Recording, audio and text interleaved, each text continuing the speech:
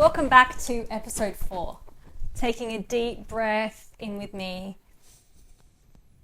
in through the nose and out through the mouth as we land here together today.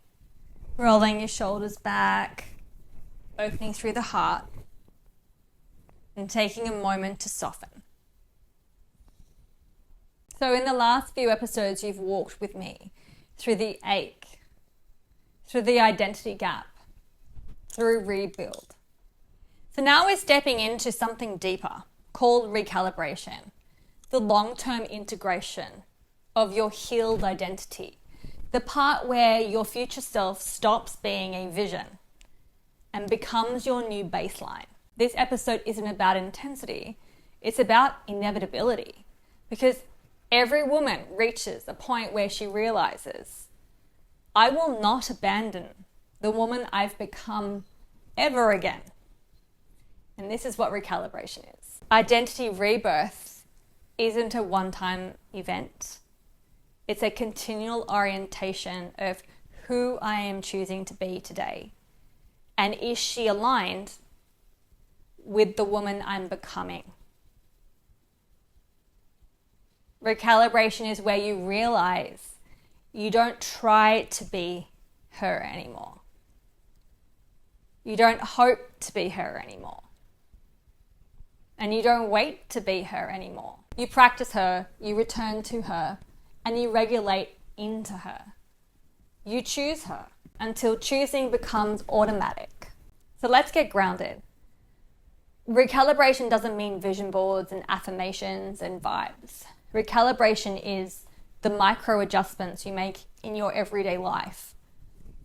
And this is like the conversations you have sooner, the truth you tell more often, the boundaries that you hold firmer, the emotional spirals you meet yourself with a regulation and compassion instead of shame. It's the standards that you no longer negotiate, the habits you don't slip on. It's the self-talk you refuse to let regress, the way you repair quickly instead of collapsing, the choices that honor the future you, not based in fear. And recalibration is where the woman you're becoming becomes the woman you live as. Identity becomes repetition, and your future self becomes your new default behavior. What's it like living in this new identity long term? I want you to recognize the behaviors here. Recalibration feels like I don't tolerate this anymore. This used to trigger me, and now I can breathe through it. I can hold this conversation without collapsing. I know my worth. I know how to self-soothe. I'm not scared of my future anymore. And I can trust myself, even when I'm unsure. It means I don't shrink to get someone else's approval. And I'm proud of who I am becoming. She doesn't need permission to take up space. I feel safe in myself. I can recover quickly. I rebound stronger. And I don't need healing as a crutch anymore. And this is the emotional frequency shift. And you stop living as the girl who survived and start living as the woman who creates. And creation becomes your nervous system's new normal. Before we go any further, I need to add something that most identity work misses completely. Your identity isn't just your choices. It's not only your behaviors. It isn't just your beliefs. Your identity, your personality, is the total sum of the thoughts you think over and over again, the emotions you allow yourself to feel, the behaviors you default to, and the reactions you no longer question. Your identity is the energy state that you live in, the stories you repeat internally, and the posture you hold, the way you breathe, the way you speak, the way you self-regulate. It's the way you meet life. And Joe Dispenza explains this, that your personality creates your personal reality. So to change your life, you have to change your personality. And he doesn't mean by fake positivity. What he means is you cannot create a future from the emotional state of the past. If you wake up every day with the same thoughts, the same fears, the same reactions, and the same self-doubt, if you have the same emotional baseline and the same internal narrative, it doesn't matter how much you've healed, because your identity is still calibrated to the woman you used to be. Recalibration means you think new thoughts, you practice new emotions, you allow yourself to feel elevated states, you embody the energy of the woman you're becoming, not the woman you survived as. This is not bypassing, this is not pretending, this is embodiment. And embodiment means you stand differently, you breathe differently, and you speak slower, clearer, and more grounded. You walk into a room without shrinking. You make decisions without waiting to be rescued. And you stop rushing, hustling, and trying to prove something. You drop into your belly, not your fears. And you express instead of perform. You lead your life instead of reacting to it. There's not a frantic energy, and it's not powered on adrenaline. It's not trying, it's not hypervigilance. It's quiet and it's undeniable. And it's this energy of, I know who I am now. That is healed identity. That is the woman your healing made you capable of becoming.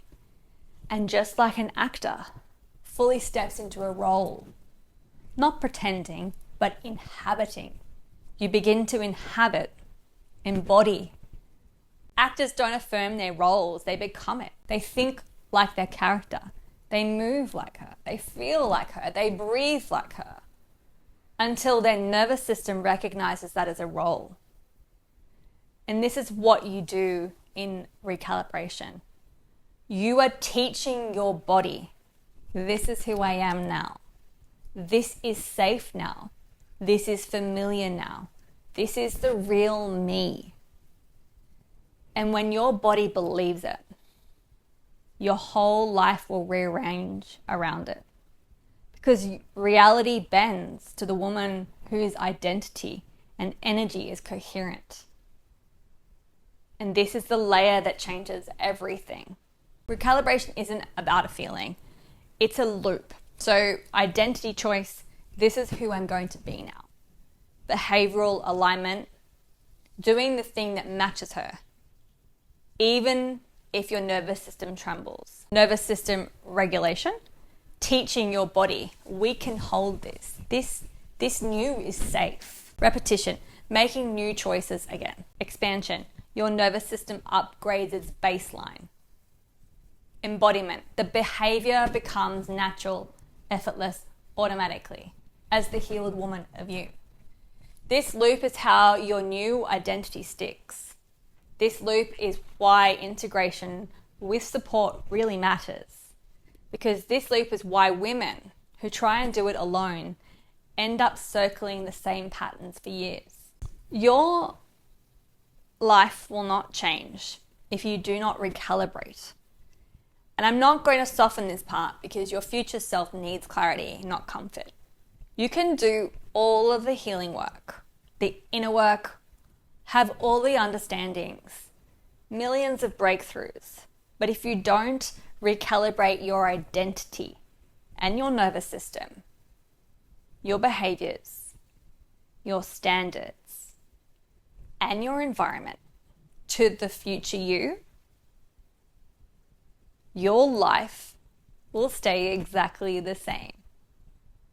And this is not because you haven't done enough healing. Not because you're blocked. And it's definitely not because you're self-sabotaging. But because your identity stays loyal to the past. Recalibration is orientating your entire life towards this woman.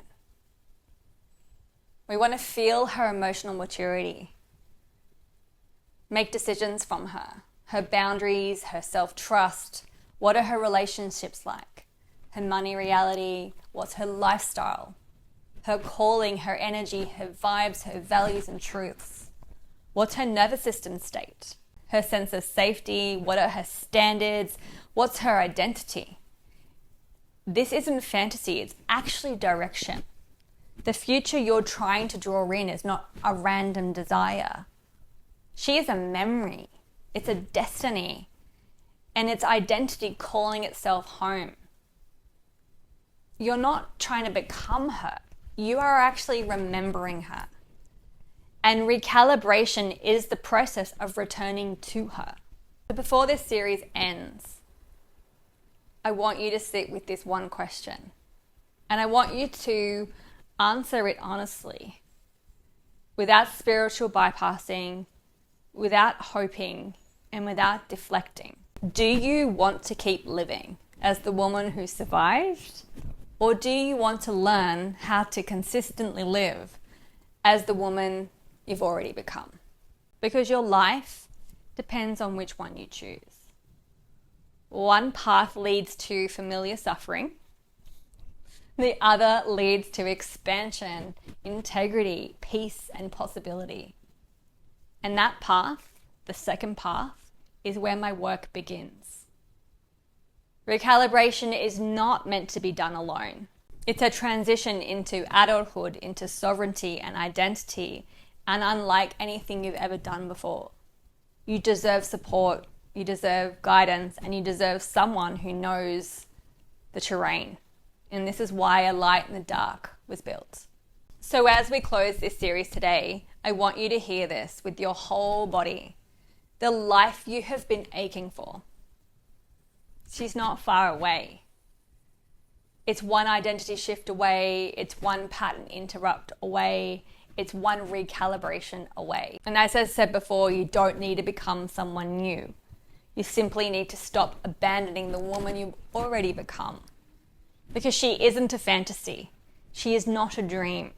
And she's not a version of you that could exist one day. She's alive and she lives in you right now, waiting for you to make the most important choice of your life. She is loving you through every step of this process. Your healing brought you this far, and it's your identity that will take you the rest of the way. And whether you walk this path with me through A Light in the Dark, or another healer, or a coach, or with God, I want one thing for you, that you choose the life your healed self is already ready for, because she is real and she is yours. When you're ready, I'll be here. It's a pleasure. Thank you.